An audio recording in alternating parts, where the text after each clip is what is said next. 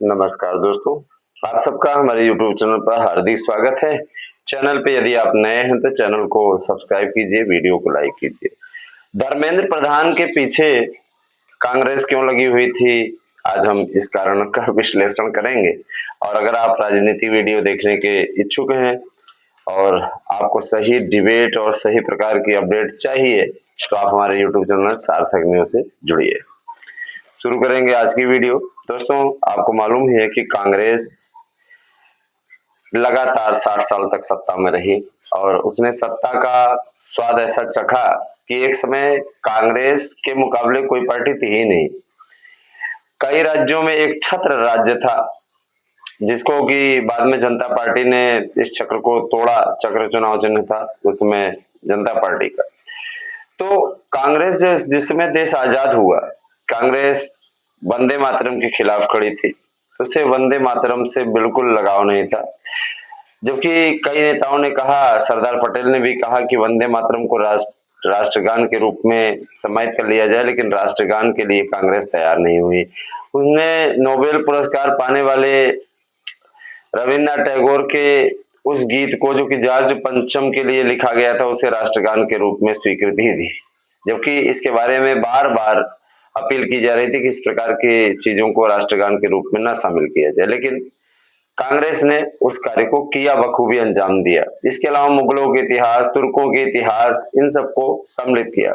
पृथ्वीराज चौहान को और महाराणा प्रताप को कायर के रूप में दिखाया। कांग्रेस का इतिहास हम बता रहे हैं। कांग्रेस हमेशा से ही जो देश के मजबूत आधार स्तंभ रहे हैं, जैसे चोल साम्राज्य इत्यादि था, उसको कमतर आंक करके आपके सामने, हम सबके सामने दिखाने का प्रयास करती रही है।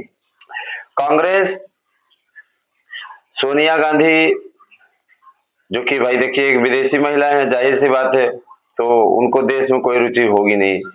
तो वो क्या करना चाहती हैं, उनको धर्मेंद्र प्रधान क्यों इतना ज्यादा बैरी लगे, मैं बताना चाहूंगा। कांग्रेस का हर खिलाड़ी आज बीजेपी के खिलाफ खड़ा हुआ है, तो विशेष रूप से धर्मेंद्र प्रधान के। तो इसके पीछे सबसे बड़ा रीजन ये है कि मुगलों का इतिहास उन्होंने हटाया, उसका विरोध। वंदे मातरम बिल को बीजेपी की सरकार लेकर के आई, उसपे कांग्रेस का कहना है बिल लाने की क्या जरूरत। बिल इसलिए लाने की जरूरत है कि कल को तुम्हारी गठबंधन की सरकार बने, कई राज्यों में पास कराने के बाद ये जो बनने जा रहा है कानून, है ना, वो जाहिर सी बात है उसको तुम पास नहीं करा पाओगे, क्योंकि कई राज्यों में बीजेपी की सरकार है। तो आता है ना, बिल बनना बहुत जरूरी है।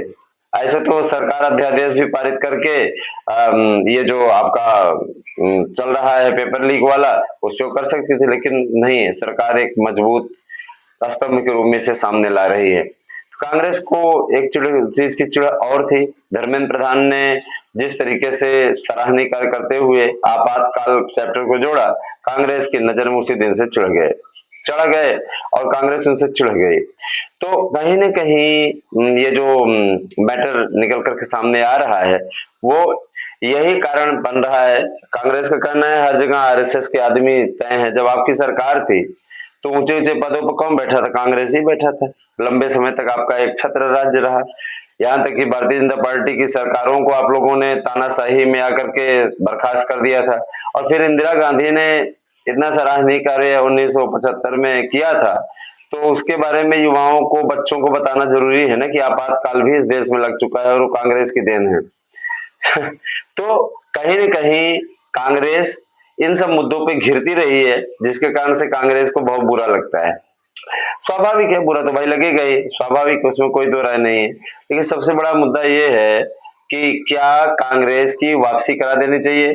तो सिर्फ पेपर लीक वाला मैटर अगर हम उठाएं तो पेपर लीक के मामले कांग्रेस के सरकार में बहुत ज्यादा हुए थे, है ना। और यहाँ पे समाजवादी पार्टी की सरकार थी यूपी में, पेपर लीक छोड़ दीजिए, खेतों में कापियां लिखी जाती थी बोर्ड परीक्षा की। कोई ऐसा पेपर नहीं था जो कि समाजवादी पार्टी के समय में लीक ना होता हो। हर पेपर लीक रहता था, पहले से ही लीक रहता था। ऐसे ऐसे गंवार नौकरी पा गए उनके समय में कि मैं क्या ही बताऊं। 72,825 का प्रकरण आया हुआ था। समाजवादी पार्टी की सरकार पैसा भी खा गई, नौकरी भी नहीं दिया, 400 अरब अंदर कर लिए। आज तक उसकी जवाबदेही समाजवादी पार्टी के पास नहीं है। तो इन विपक्षियों को केवल उल्टा पुल्टा बोलना आता है। आज गौ हत्या के पक्ष में रहने वाले सी जोसेफ विजय के साथ में वहां पर ताली ठोकते हुए ऐसे ऐसे नकली सनातनियों को शर्म भी नहीं आती है ना। तो क्या ही कहा जाए। सोचिए, गौ हत्या के खिलाफ एक कानून बना, उस कोर्ट ने उसको पास कर दिया कि बिल्कुल ठीक कानून है। तो हाई कोर्ट के उस आदेश को चैलेंज करने के लिए सर्वोच्च न्यायालय चला गया विजय। अब विजय के जाने के बाद वहां पे कानूनी कमजोरियों का लाभ उठाते हुए कांग्रेस और विजय की सरकार ने वहां पर इस केस को पलटवा दिया। कपिल सिब्बल जैसे वकील वहां पर पैरवी करते हैं, गौ हत्या होनी चाहिए इस कानून का। अब सोचिए कि कांग्रेस के अंदर कितना दोगलापन भरा हुआ है। तब इसको तो राजनीतिक दोगलापन ही कहेंगे, है ना। तो कांग्रेस इसीलिए चिढ़ती है और इसीलिए वो चाहती थी कि हट जाए। अभी ये इसकी कोशिश है कि दीपके इत्यादि को एकत्र करके गृह मंत्री अमित शाह का इस्तीफा करा कि गृह मंत्री अमित शाह देश के अगले प्रधानमंत्री भी हैं, ये भी आपको जानना चाहिए।